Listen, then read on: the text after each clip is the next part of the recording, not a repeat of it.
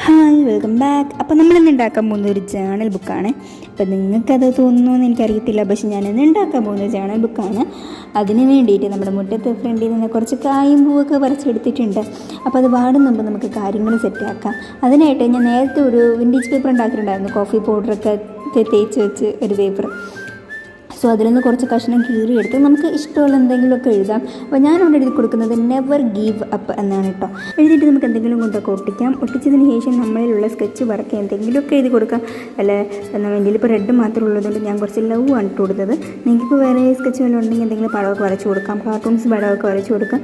ഇപ്പോൾ ഞാൻ ലവൊക്കെ ഇട്ട് സെറ്റാക്കിയിട്ടുണ്ട്.